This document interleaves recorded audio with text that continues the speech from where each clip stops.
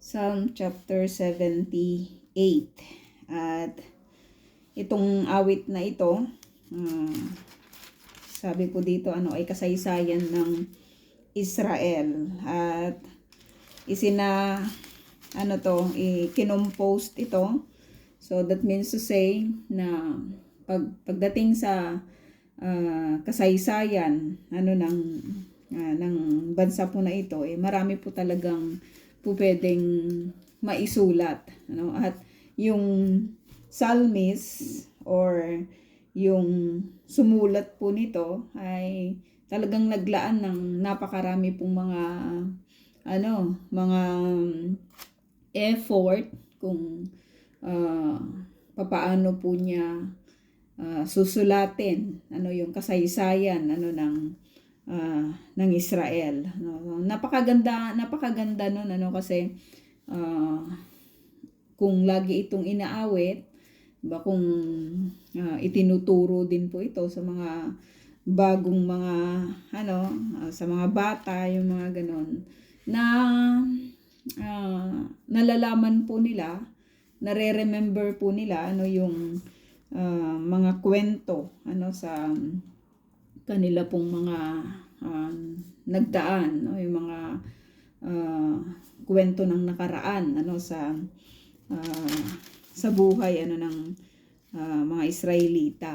At sa Pilipinas meron ding kwento sa atin, yung kinompose ni the Philippine history. Meron din yun kung saan ay binabanggit po doon yung mga pangalan ng mga lugar, kung base doon po sa mga regions, mga division nito. Dati alam ko yun pero nakalimutan ko na sa tagal na ng panahon. So titingnan natin itong chapter 78. Madami po ito. At kasi kasaysayan ng Israel so titignan natin kung paano po nila paano niya ito isinulat, ito sabi ay isang maskil ni Asaph, so very common itong si Asaph na nababasa po natin at nakikita po natin dito po sa awit, sa book ng awit, at as we go on, may mga kasulatan pa na makikita din po natin na may pangalan din na Asaph, yung mga sumulat. So hindi po natin sigurado kung it is the same Asaph sa panahon ni David or sa panahon ni Solomon, or kasi 'di ba minsan pare-parehas po sila, 'di ba, ng mga pangalan. But what is important, 'di ba, na makikita po natin ay kung ano po yung kanila pong isinulat patungkol sa kanilang pananampalataya, patungkol sa kanilang pagsunod sa Panginoon, patungkol sa kwento ng kanila pong mga buhay or yung kanila pong mga kasaysayan. So itong Bible lang talaga siya. Ito po ay kwento ng isang Diyos na makapangyarihan, kung papaano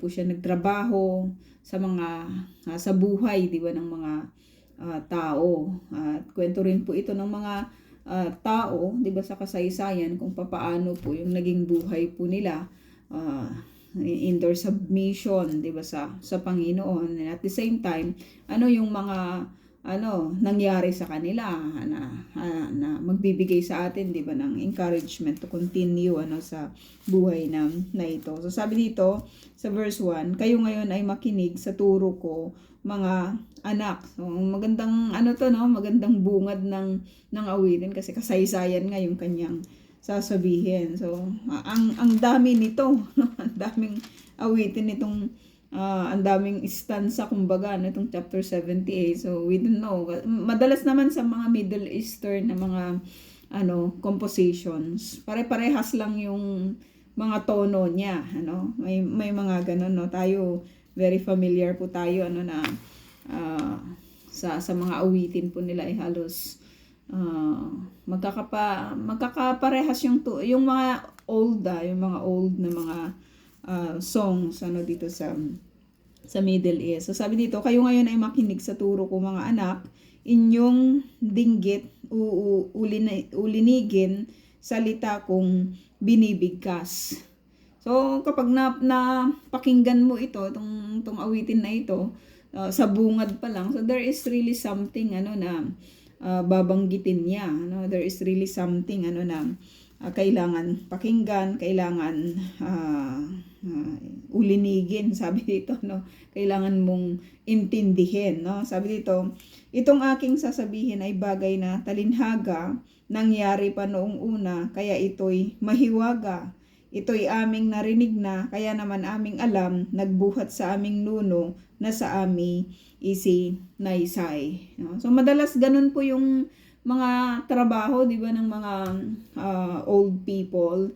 Sinasalaysay yung nakaraan, no? Sinasalaysay kung ano yung mga nangyari ano sa nakaraan. Yung mga kasaysayan ay na kabase ano doon po sa mga ikinukwento ng mga tao na nagdaan doon, no? Or sa mga naka-experience ano ng klase ng buhay na meron sila noon. At yan yung isa sa mga regret ko sa buhay na ito kasi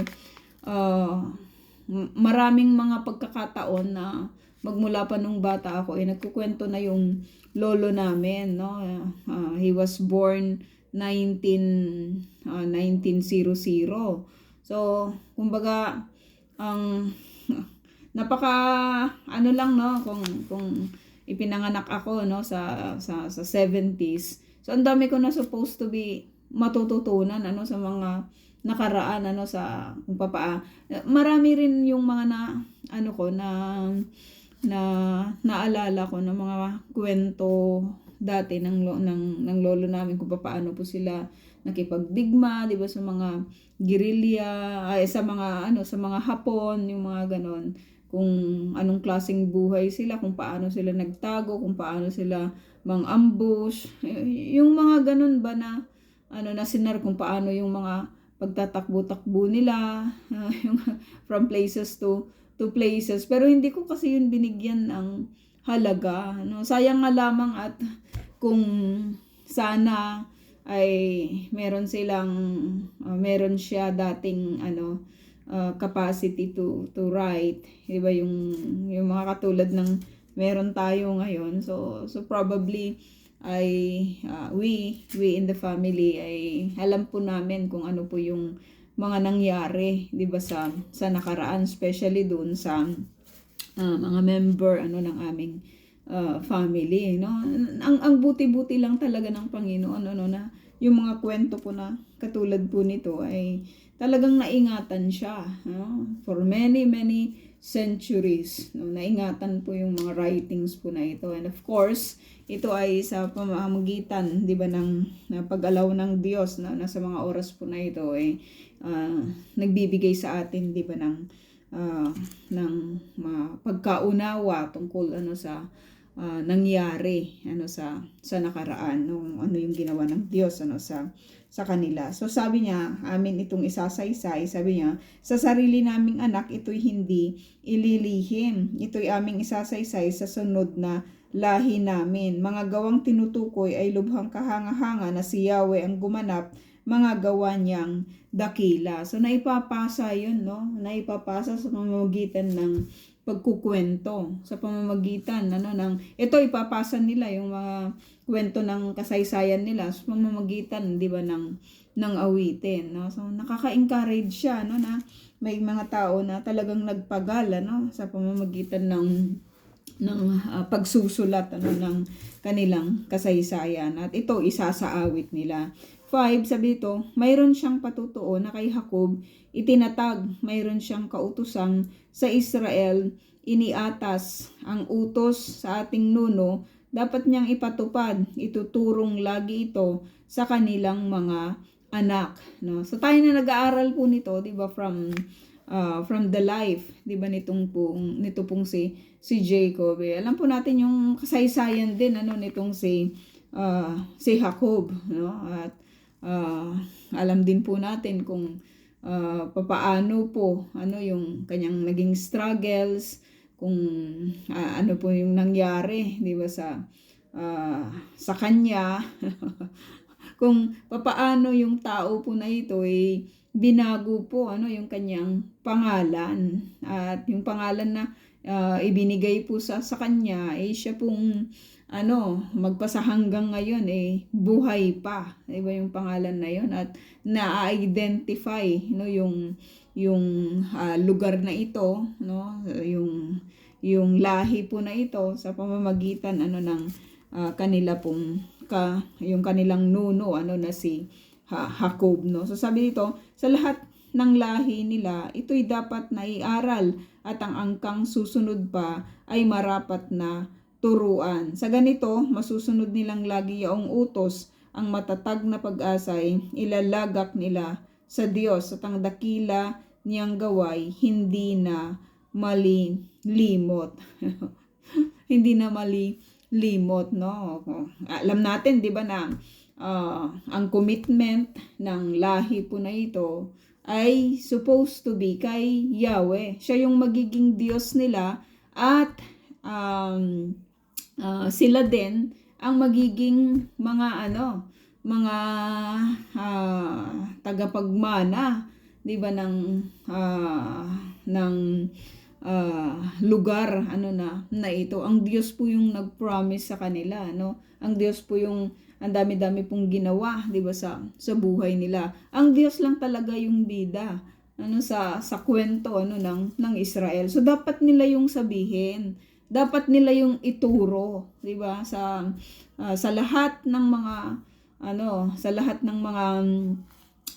lahat ng mga bata, sa lahat ng mga tao, sa lahat ng mga Israelita, no? Dapat nilang ituro na meron silang Diyos, no? May pangalan din yung kanyang Diyos, kanilang Diyos, at siya ang kanilang paglilingkuran. Dapat nila yun ituro. So sad to say na hindi po ganun yung nangyayari, di ba, sa kapanahunan po na ito. Pero alam din po natin na may mga grupo ng mga believers sa lugar na ito, na hindi po sila tumitigil sa pag-abot sa mga kapwa po nila, mga Israelita. So sabi dito, sa kanilang mga nuno, hindi dapat na pumaris na matigas ang damdaming sa Diyos ay naghimagsik. Isang lahing di marunong magtiwala at magtiis. Ang pag-asa ay marupok at kulang ang pananalig. So alam din po nila, supposed to be, when they study,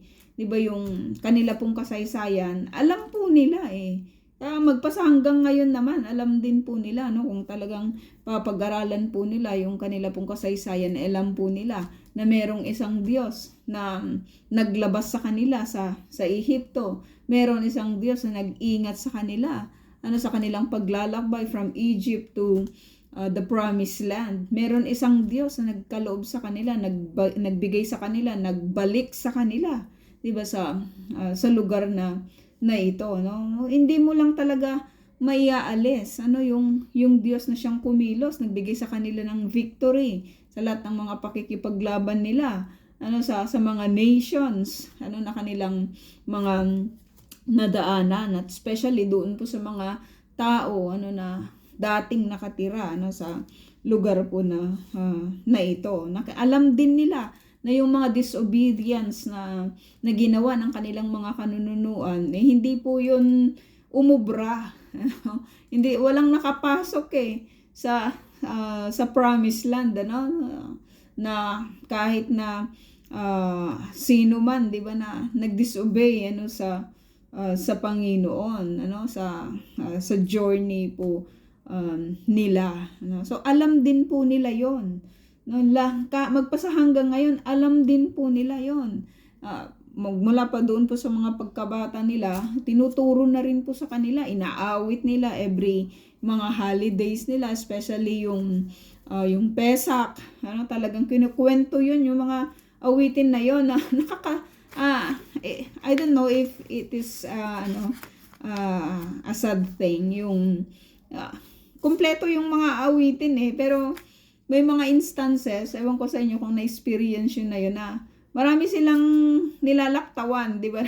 Kasi naiinip din sila ano sa dami ng kanila pong mga binabasa at inaawit, no, uh, every time ano na meron silang may mga libro sila diyan ano na Pesak ba 'yon yung nagkukwento sila, 'di ba, na hinaawit nila tapos may mga celebration, no? At maganda sana 'yun na laging inaawit 'yun, no? Pero may mga hindi na sila inaawit, 'di ba, na mga pahina dahil masyado ng madami, no? So sabi dito, tulad ng Efraimita, mga panaang sandata sa panahon ng labanay, nagsitakas pa rin sila, no? So yung mga anak nitong si Ephraim ay binabanggit po dito, no? So sabi dito, ang tipan ng Panginoon hindi nila sinunod, hindi sila lumalakad ng ayon sa mga utos. So hindi lang ito yung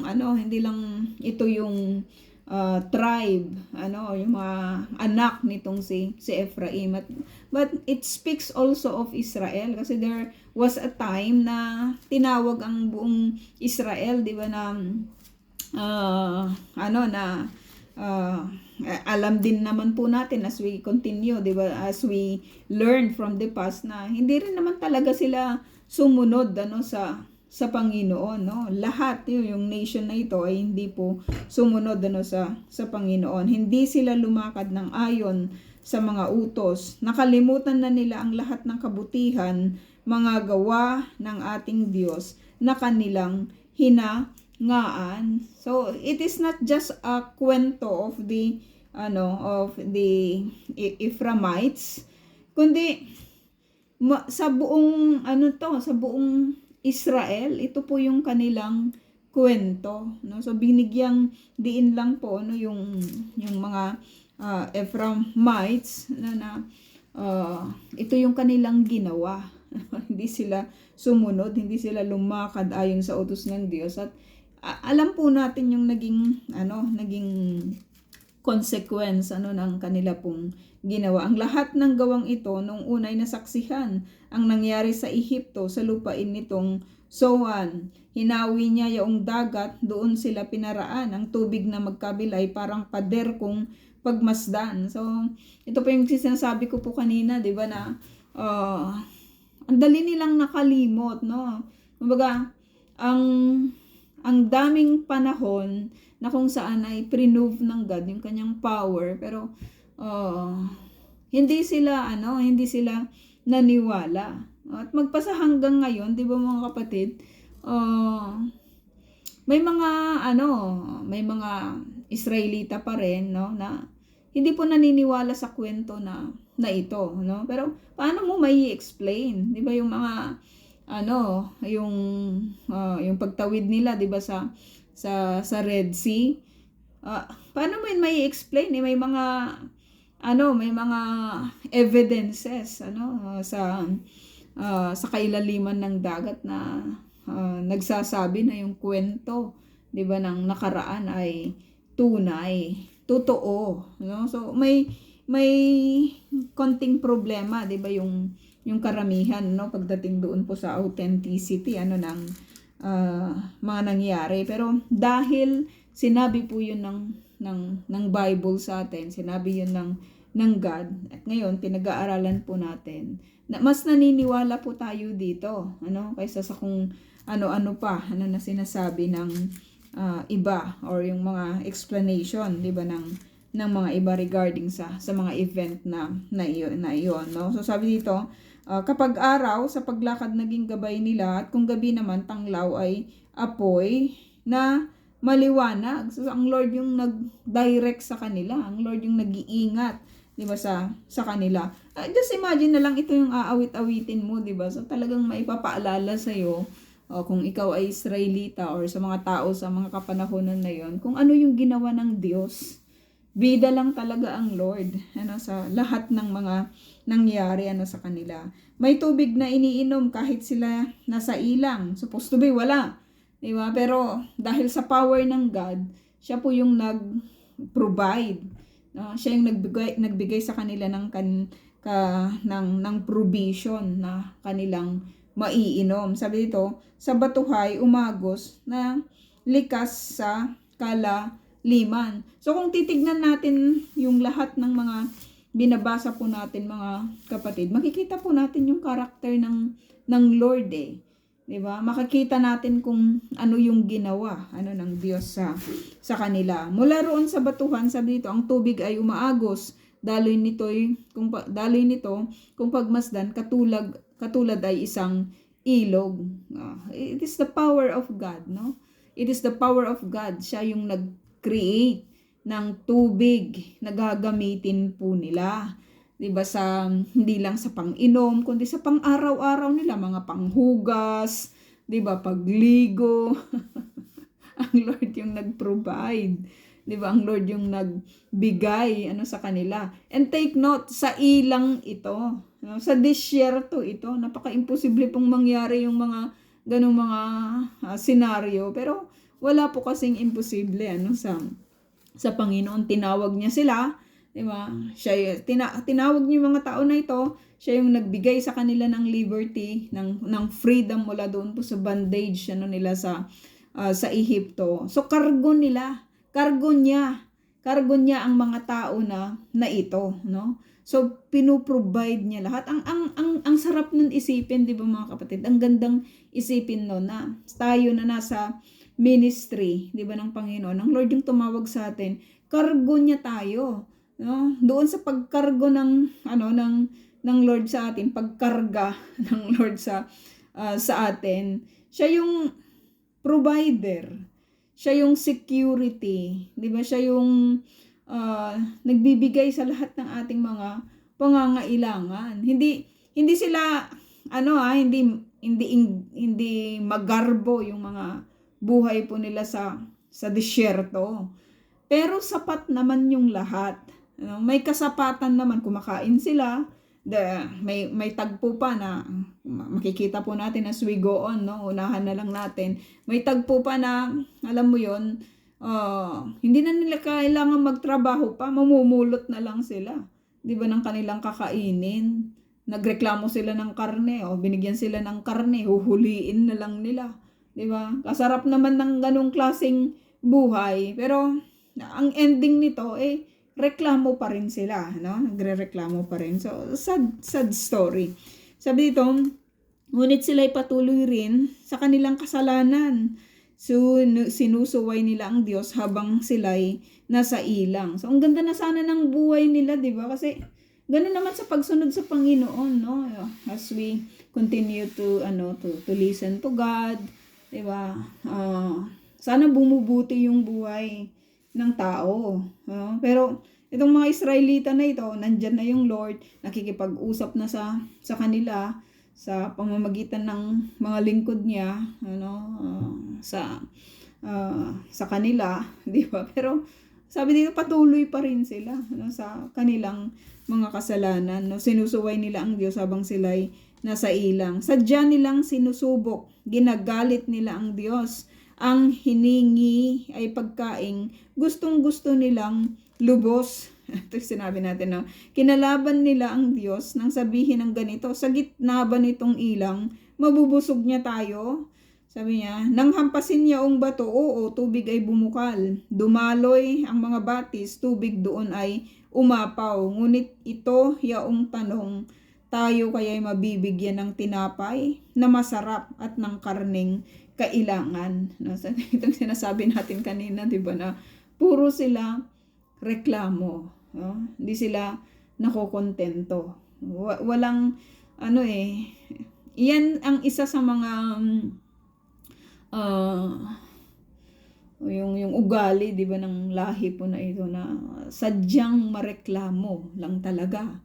Makikita mo yan as you go to the supermarket, as you go to yung lalo na sa Kupat Hulim, talagang away-away yung mga tao dyan, di ba? Kasi ayaw nilang maghintay, mga ganun ba na senaryo, ano? Pero mareklamo, nakilala natin sila. Ang scripture na rin yung nagbabanggit na talagang mareklamo ano yung karamihan, no? Yung lahi na ito, no? Sabi dito, nang marinig ang ganito, si Yahweh na may nag-init sa hinirang niyang bansay, nag-apoy ang kanyang galit. So may mga instances na ganun, ano na sa tagpo ng buhay po nila talagang galit ang Lord, no? May mga instances na may mga tao na nilulun ng lupa dahil sa galit ng Diyos, no? Sa galit ng Lord, no? Dahil doon sa kanilang mga at may mga defeat din, no, na nangyari sa kanila dahil hindi sila tinulungan, 'di ba, ng Lord. So may mga ganong instances, no? Kahit naman po sa buhay natin, no, may mga ganong senaryo din, ano na kung saan ay hindi natin natatanggap, 'di ba, yung favor ng Lord dahil, no, kasi wala pa akong nakita, 'di ba, sa scripture. I don't know to you. Pero yung alam mo 'yon, yung buhay na nagsasubmit, 'di ba, sa Panginoon nabigo, no? Nabigo yung ending ng buhay niya. Madalas na nababasa ko po dito, 'di ba, na yung mga nagsisikap, 'di ba, na makasunod sa Panginoon. Yung mga Bible character, naging maganda yung kanilang mga ending, no? May mga ganun, no, na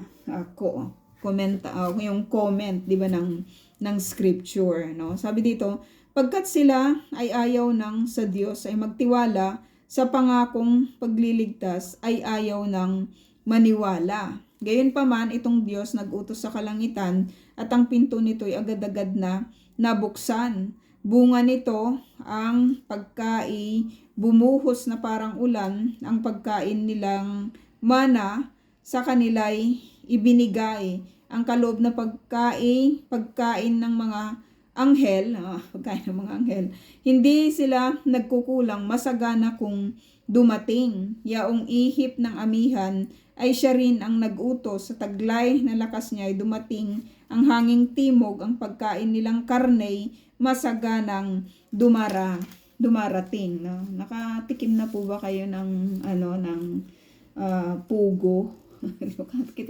Nakatikim na po ba kayo ng ibon, no? Nakatikim na po ba kayo ng kalapati? I remember, nakahuli kami sa plat na niluto kina atay, pero matanda yata yun first time kong nakatikim ng kalapati. Hindi ko siya nagustuhan kasi makunat, no? Sabi dito, makapal na mga ibon na sindami ng buhangin. Sabi dito, sa gitna ng kampo nila ay doon na bumabagsak, sa palibot ng tulda ay doon nila kinakalap. Nandyan na lang siya Diba? Ang Lord din yung nag-provide, sa reklamo nila ng karne. Gusto nila karne, naalala nila yung Egypt, no? Binigyan sila ng Lord ng karne, hindi na nila pagtatrabahuan. Supposed to be, ang response po nila ay yung gratitude, magte-thank sila sa Panginoon, pero hindi ganun yung nangyari, Kinakain nila ito, nasisihan silang lahat, binibigyan sila ng Diyos ng pagkaing hinahangad. Ngunit habang kinakain ng pagkaing idinulot at hindi pa tumitigil pagkat di pa nabubusog, pagkagalit sa nangyari, ipinakita ng Diyos sa kanilang kabataan, parusa niya ibinuhos, ang mga malalakas at mga magagaling buhay nila'y tinapos dahil sa reklamo. Nagrereklamo po sila. Hindi sila thankful sa ginagawa ng Diyos sa kanila, sad reality na nangyari sa buhay ng mga Israelita, sa ganitong gawa ng Diyos, sunod-sunod na himala, ganti nila ay paglabag, hindi pa rin naniwala. Kaya yaong pasya ng Diyos, ang araw ay wakasan na, bigla-biglang paratingin sa kanila ang parusa. Sa kanila ang parusa, no? So napag-aralan na po natin, no, yung mga kwento po, ano, yung mga kasaysayan po nila, ano, ng kanila pong disobedience, ano, sa Panginoon, no. Ang tindi lang talaga, 'di ba, ng kanilang disobedience, ano, sa Lord, no. May tagpo pa, no, especially sa book ng Judges, na kahit isa wala nang gumagawa ng tama, no? Kahit isa wala nang gumagawa ng mabuti, no? Kahit yung mga hinirang, kahit yung mga supposed to be pinili, 'di ba, na maglingkod, ano, sa Panginoon. So ganun yung nangyari, ano, pasama ng pasama, 'di ba, yung mga tao po na ito, sa kabila ng goodness, 'di ba, sa kabila ng faithfulness, sa kabila ng mga hindi matigil na provision, ano, ng Diyos sa kanila, sa kabila ng pagliligtas ng Diyos sa kanila, no? Sa kabila ng pagtatanggol ng Diyos sa kanila. So before we judge them, no? So bakit ang tagas-tagas talaga ng mga ulo nila? We can also reflect, 'di ba, sa atin pong mga buhay, no? Ano bang ginawa ng Diyos sa buhay natin? 'Di ba, na ganun na lang yung response. No, ganun na lang yung response natin, 'di ba, sa Panginoon. Ano bang ginawa niya? 'Di ba, siya ba yung gumawa o ikaw? May mga ganun, no, na pwede nating tanungin, no? Sa mga failed na marriages, kasi mostly ganyan yung problema, 'di ba, sa mga OFW. Kasalanan ba yun ng Lord? Kasi may mga ganun, na sinisisi yung Panginoon dahil may mga failure, 'di ba, sa mga marriages. Una sa lahat, no, may command ang God, no, sa maging sa pagpili, 'di ba, ng mga taong kakasamahin natin, or ano ba tayo doon, nag-comply ba tayo, 'di ba, sa Panginoon, no? May mga ganun din, no, ng mga Christians, no, na nag-asawa sila ng kapwa nila mga mananampalataya din, pero naging failure pa rin, 'di ba, yung kanilang marriage, ano, yung kanilang marriage, no? Pero makikita po natin na lagi pong may advice ang God, no, in every problem, in every circumstances, ano, na nangyayari, no? May forgiveness na kalakip doon, 'di ba? May forgiveness, may love, may submission, may pagbabalik loob, 'di ba, sa Panginoon, no? At ganun po yung sana mangyari, 'di ba, sa buhay po ng mga Israelita, no? Pero nakita natin na bumabalik sila sa Panginoon, lumalayo ulit sa Lord, bumabalik, lumalayo, bumabalik, lumalayo, 'di ba? Bumabalik ulit, no? Ganun po yung mga senaryo, hindi po tayo hindi po tayo malayo, ano, sa mga ginagawa po nila, no, sa nakaraan.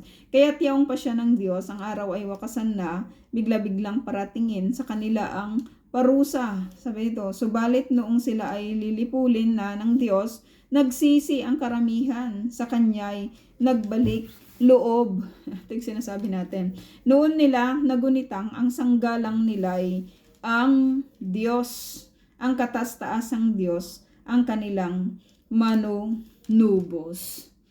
Ang kataas-taasang Diyos ang kanilang manunubos. Alam mo yung isang mananampalataya na nagdesisyon na lumayo sa Panginoon, kasi hindi naman lumalayo yung Lord, no? Pero yung mananampalataya na ayaw na doon sa protection, 'di ba, ng Panginoon, na gustong lumayo, no? Magsasaya yun, sa period na inaalaw ng Diyos, 'di ba, sa kanya. Pero kapag dumating, kasi si Satan naman, 'di ba, mga kapatid, ilalayo ka lang niya sa Panginoon, pero sisirain din niya yung buhay mo. 'Di ba? At kapag sirang-sira ka na, hindi ka rin naman yung matutulungan. Parang ganun yung ginagawa niya, 'di ba, sa buhay ng mga mananampalataya, kahit po kahit sa scripture. Pag sirang-sira ka na, 'Di ba? Hinang-hina ka na. Hindi ka naman niya matulungan. So, babalik ulit sa Panginoon. Siya yung magbibigay ng strength. 'Di ba? Siya yung magko-compose sa atin. Siya yung maglilinis. Grabing ginagawa lang talaga ng Lord, no? At, ito, bumalik sila. Sabi dito, kaya't siya ay pinuri ng papuring hindi tapat. Sakit naman nun, di ba? Babalik ka na nga lang, magpupuri ka na nga lang, hindi pa tapat, no? Dahil gusto lang nilang, umayos ulit yung buhay nila. Di ba? Kaya bumalik sila sa Panginoon. Pagkat yaoy, pakunwari, balat kayong matatawag. Balat kayong matatawag, no? Sa kanilang mga puso, naghahari ang kataksilan. Hindi sila naging tapat sa ginawa nilang tipan. So, ganun po yung buhay nila, no? Ganun yung nangyari, di ba, sa kanila. No? Marami din ganun mga mananampalataya. Akala mo bumabalik, pero hindi pa rin totally, di ba, yung kanilang sabi dito, di ba, yung kanilang papuri, sabi dito, hindi tapat. Kaya nga kung babalik pala sa Panginoon, magdedesisyon ka lang talaga na siya lang, di ba? Kung magpupuri ka na nga lang, bakit hindi mo pabigyan ng katapatan? Di ba? Kung sabi dito, kung tatawag ka na rin lang, bakit ka pa magbabalat kayo? Di ba? Bumabalik ka sa isang Diyos na walang ibang inisip, kundi mapabuti tayo, na mapabuti ka, no? Sabi dito, sa kanilang mga puso naghahari ka sa kataksilan, hindi sila naging tapat sa ginawa niyang tipan. Ito, aawitin mo ito. Diba?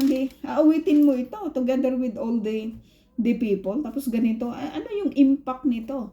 Diba sa isang taong umaawit nito? Diba sa kapanahunan nila? Ano na, alam mo yun, tayo nga lang binabasa natin, nakikita natin yung disobedience. Walang papupuntahan. Pero yung obedience, merong kalalagyan, no? Merong mga reward. No? Sabi dito, gayon pa man, palibhas ay Diyos ay mahabagin. So ito yung sinasabi ko, 'di ba mga kapatid? Sa bawat mga titik sa scriptures, nakikita lang talaga natin yung mga character, 'di ba, ng God. Kaya sa kwento na ito, kita po natin yung kanyang pagiging mahabagin. No? Sino yung makakapagtiis sa mga taong katulad nila? Sino yung makakapagtiis sa mga taong katulad din natin? No? Sino lang talaga? Tayo nga hindi natin mapagtiisan minsan yung mga taong gumagawa sa atin ng kamalian. Diba? Gusto nating masira din yung kanilang buhay kapag sinira nila yung buhay natin. Isang tao lang yon, o 2 tao, 3 tao, sabihin na natin 10 tao, 100. Pero si God, billions. Yung kanyang pinagtitiisan. Diba? Grabe lang talaga yung kanyang pagiging mahabagin, no? Kaya nga yung karakter na yon, as we continue to know him and to walk doon sa path, 'di ba, na nais niyang lakaran natin, natututunan din natin yung karakter na ito, 'di ba? Kasi natutunan natin ito sa Panginoon, nakita natin ito sa Lord. Kaya nagkakaroon din tayo ng habag, 'di ba? Lalong-lalo na, 'di ba, sa mga kapatid, sa mga tao, 'di ba, na nasa paligid po natin. Mahabagin siya, no? Sa dami ng mga binanggit po dito, sa mga previous na mga sinabi niya, kung sa atin to, hayaan mo na sila, parusahan na sila, 'di ba? Pero hindi ang Lord. Ngayon man, sabi dito, palibhas ay Diyos siya ay mahabagin. Ang masamang gawa nila ay kanyang pinatawad pa rin. Kanyang pinatawad pa rin. Grabe na yung kanilang ginawa, pero pinatawad niya pa rin, no? Doon sa kanyang habag, nagbigay po siya, 'di ba, ng pagpapatawad sa kanila. Bakit? Dahilan sa pag-ibig niya ay hindi sila wawasakin, no? Kaya lumalapit tayo sa Panginoon. dahil siya'y mahabagin. Lumalapit tayo sa Panginoon kasi alam natin na kaya tayong patawarin. No? Lumalapit tayo sa Panginoon dahil sa pag-ibig niya. 'Di ba sa atin? Wala nang ibang reason yun eh.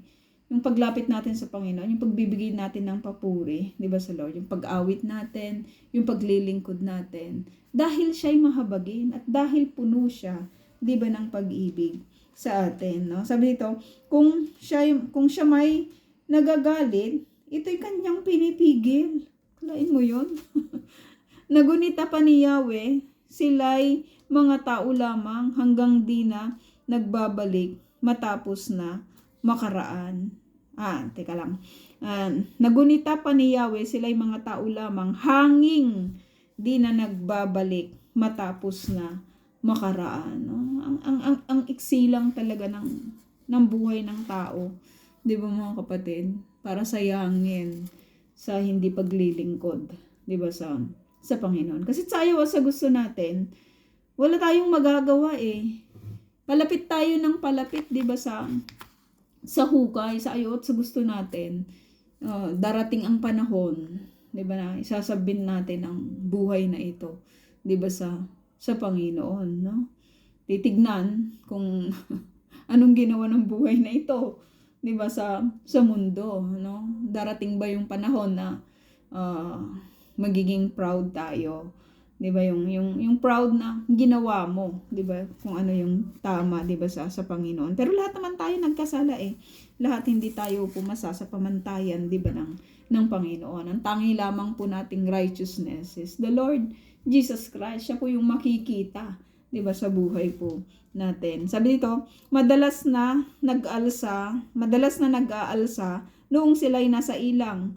Ang ganitong gawa nila'y labis niyang dinaramdam. Labis niyang tinaramdam.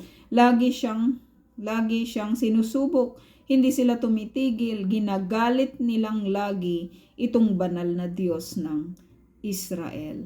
It's the same scenario maging sa kapanahunan po na ito. No? Hindi lamang yung mga Israelita, kundi maging yung lahat ng tao sa mundo. Kahit mga nagsasabing sila'y mga Kristiyano, no? It's the same thing na nangyayari. Pero yung mapagtiisan tayo ng Panginoon, no, sa ganitong kalagayan, nakaka-amaze lang yon. Ang kapangyarihan niya ay ayaw nilang gunitain, gayong sila'y iniligtas sa kaaway nilang taksil. Ang ginawa nitong Diyos na lubos na hinangaan ay nangyari sa Ehipto, sa lupain nitong Zoan. Yaong mga ilog dooy naging dugong umaagos, kaya walang makainom sa batis at mga ilog, no? So sinasabi na naman niya kung ano yung ginawa ng Diyos, 'di ba, sa Egypt. Lahat ng mga ginawa ng Lord doon po sa mga Ehipsyo, pagsampal doon sa mga pinaniniwalaan nilang mga Diyos nila, no? Meron silang Diyos, marami silang klase ng Diyos na Diyos ng Nile River, may mga pangalan din yung mga yon. Pero nung tinurn, 'di ba, ng God yung ilog na yon na siyang ipinagmamalaki nila, kasi kahit sa kasaysayan, kahit sa panahon nila Cleopatra, 'di ba, nila Alexander, talagang kilala na, 'di ba, yung Nile River sa pagsusupply sa kanilang mga agricultural na mga sakahan, 'di ba, yung yung pagtatanim nila ng mga barley, mga ganun ba, yung pagtatanim nila ng mga trigo na nagsusupply sa buong Roman Empire, 'di ba, sa kapanahunan nila Alexander, yung mga emperor. Grabe na yung nun, no? Grabe, kinilala na talaga yung tubig na yan, no, sa Nile River. Gusto ko rin makita yung Nile River sana, no? At walang nagawa yung Diyos-Diyosan, 'di ba, ng mga Ehipsyo noong tinurn ng God. Ginawa niyang dugo, no, yung ilog nila. So saan sila kukuha ng iinumin? Saan sila kukuha ng ipampapaligo nila, 'di ba? Panlilinis nila. So nagkaroon ng napakalaking problema sa kapanahonan na iyon. Dumating ang maninira sa taniman. Hindi ito. Makapal na mga langaw at palaka ang dumating, nataranta silang lahat, di malaman ang gagawin, no? Dumating ang maninira sa taniman ng halaman, mga tanim ay kinain ng balang na di mabilang. So ito yung mga yung mga kaparusahan na ginawa ng Diyos sa Egypt. Sa kalamigay namatay ang sikamoro, nang ulanin na ng yelo, mga baka ay namatay. Sa talim ng mga kidlat namatay ang mga kawan. Sa ganito ay nadama ang matinding puot ng Diyos, kaya sila ay winasak. Sa sama ng kanyang loob, mga anghel ang gumanap ng parusang sunod-sunod.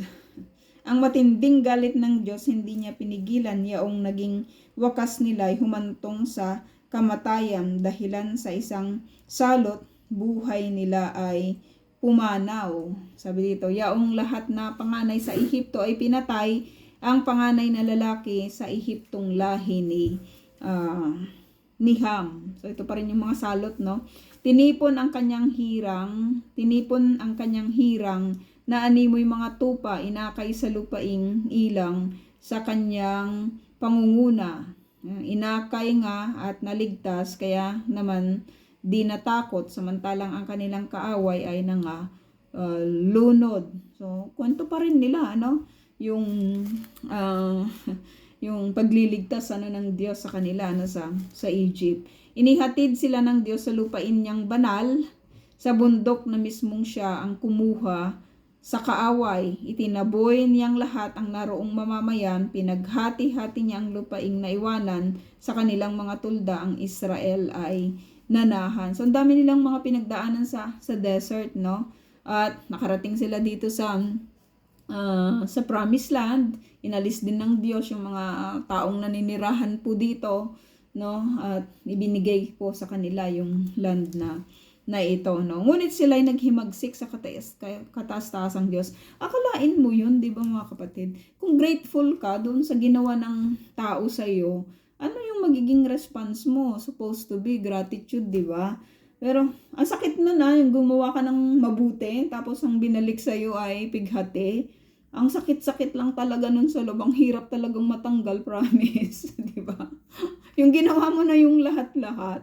Di ba? Tapos, ang response nila ang response nila grabing bang tawag doon, hindi na wala na sa word. Hindi kayang ilarawan, 'di ba, yung ginawa nilang sakit, no, at pighati, 'di ba, sa buhay natin, no? Ginawa ko naman lahat, 'di ba, binigay ko naman lahat, pero bakit ganyan yung response mo? May mga sakit noon, no? So, maintindihan natin kung bakit ganun po yung response, 'di ba, ng Lord sa kanila, no? Sabi dito, ngunit sila ay naghimagsik sa kataas-taasang Diyos, hindi nila iginalang ang kanyang mga utos katulad ng nuno nila. Sila ay kusang tumalikod, nagtaksil na wari panang, lumipad ng walang taros. Nanibugho itong Diyos sa kanila, ay nagalit nang makita ang dambana ng larawang iniukit. Sumama ang loob niya. No? May mga ganon din. No? Sumama ang loob niya noong ito ay mamasid. Itinakwil ang Israel sa tindi ng kanyang galit. No? So ilang taon yon, di ba, na nangyari sa kanila. No? Ang ilang taon yon, di ba? Ilang taon yung mga paghihirap, di ba, na kanilang naranasan dahil hindi na sila tinulungan, di ba, ng Lord. Sa Babylonia, ilang taon po sila doon, 'di ba? Kahit nung sa Holocaust na lang, 'di ba? Kahirap ng kanila pong mga pinagdaanan. Kaya kanyang iniwan ang tahanang nasa Shiloh, yaong tuldang tirahan niya sa gitna ng mga tao. Sa gisag ng kanyang lakas, ang kaban ng kanyang tipan, binayaan na mahulog at makuha ng kaaway. Alam mo itong scripture, 'di ba mga kapatid? Lagi tayong ibinabalik sa kung ano yung mga ginawa ng Diyos sa kanila. Lagi, 'di ba? Kahit sa mga una-una pa lang, 'di ba, na pag-aaral natin itong book ng Psalm. Lagi tayong bumabalik doon sa mga ginawa ng Diyos. 'Yun naman talaga 'Di ba, kahit sa ministry natin, 'di ba, as we continue to do yung sa ministry, hindi lang talaga po pwedeng i-separate 'yun na hindi natin mabanggit, hindi natin maituro, 'di ba? Hindi natin isabuhay kung ano yung nais ng Diyos, no? Nakita kasi natin, napag-aralan natin kung ano yung mga ginawa niyang kabutihan, 'di ba, sa nakaraan, no? Kung paano niya demonstrate, 'di ba, yung kanyang power. Nagalit sa kanyang bayat, ibinigay sa kaaway, kaya naman ang marami sa kanila ay namatay. Kanilang mga binata ay nasawi sa labanan, dalaga mang magaganday, wala nang mapangasawa. Dumating yun, di ba, sa nila, sa tagpo nila na, sa kwento nila na, paano yun? Itong tribe na to, wala nang natirang mga, di ba, kanilang mapapangasawa, Sabi dito, pati mga pari nila ay sa patalim ay napuksa, ang kanilang mga baloy ni ayaw ng magluksa. 'Di ba, sa kapanahunan kasi nila, 'di ba, sa mga napapanood ko, yung mga history, yung mga documentary na kasama kasi yung mga priest sa labanan Sila yung talagang nananalangin sila, 'di ba? Doon mismo sa battlefield.